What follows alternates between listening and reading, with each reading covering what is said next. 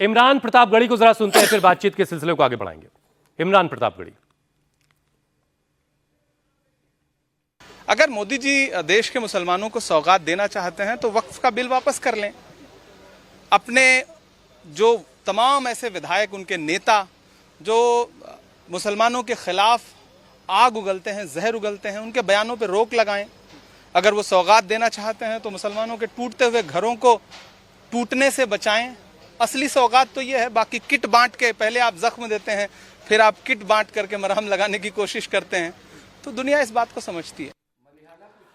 जुनैद हारिस साहब, इस किट में आपको कोई परेशानी, कुछ दिक्कत दिख रही है या किट बहुत अच्छी चीज है? देखिए, एक बहुत क्लियर सी बात है, हमारे मुल्क का प्राइम मिनिस्टर अपनी आवाम के लिए कुछ करे, जाहिर सी बात है कि हमेशा उसे बहुत अच्छी बात है, हमेशा उसका वेलकम किया जाना चाहिए। लेकिन सवाल ये पैदा होता है कि आप सुहाग उजाड़ते हैं और घरों में चूड़ियां भेजते हैं, क्या मतलब है? मैं बिल्कुल जरा खुलकर बताइए। मैं खुल के मैं बात कर रहा हूं और आपके सामने बहुत सारे केसेस हैं।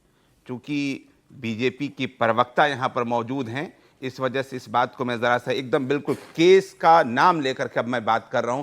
मैं ऐसे एक नहीं 700 केस तो अभी गिनाने की पोजीशन में हूं। भरतपुर में एक गांव है घटमिका, राजस्थान के अंदर। मॉब लिंचिंग में 2017 में मोहम्मद उमर को मार दिया गया।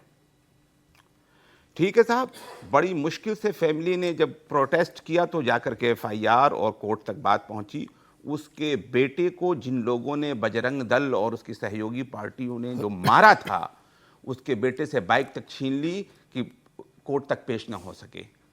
और सूरत हाल इस हद तक खराब है कि आज तक वो बेल पर बाहर घूम रहे हैं, कोई आंसू पोंछने वाला नहीं है। मैं आगे की बात कर रहा हूं, उसी गांव की बात कर रहा हूं।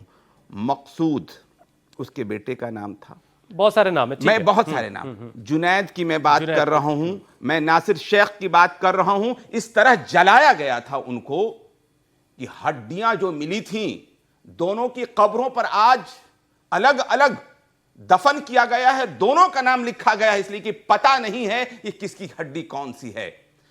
उसकी बेटी को, 14 साल की बेटी को हार्ट अटैक हो गया।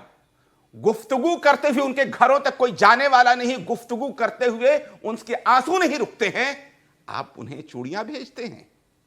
इनका दर्द कौन सुनेगा? यासिर और साहब, ये एक केस नहीं है, ये जाएगा क्या? और ये एक केस नहीं है, मुझे पूरी बात करने दीजिए। हारिस, देखिए, आप बहुत जज्बाती हो रहे हैं। कन्हैया लाल पे भी चर्चा करेंगे क्या? बिल्कुल करूंगा। मास्टर कन्हैया लाल पे चर्चा करेंगे, बिल्कुल करूंगा। राम महतो झारखंड पे चर्चा करेंगे। आप बताएं, राजस्थान में सुनील पे चर्चा करेंगे? मैं ये कहता हूं और बड़े खुले लफ्जों में कहता हूं कि मुजरिम मुजरिम होता है। कन्हैया लाल का मुजरिम आज तक जिंदा क्यों है? सवाल मेरा बीजेपी से ये है।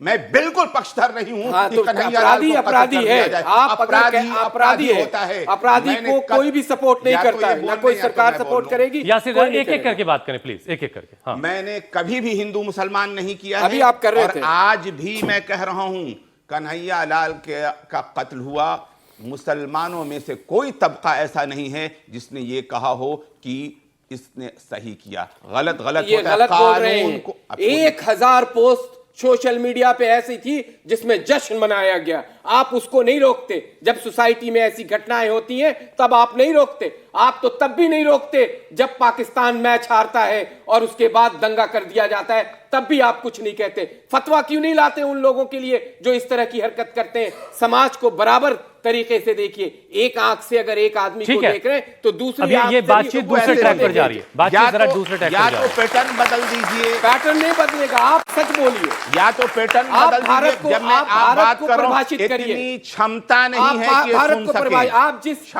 जिस कॉलेज में पढ़ाते हैं, मैं उस कॉलेज का छात्र रहा हूं, तो कम से कम आप डिफरेंसेस मत पैदा करिए।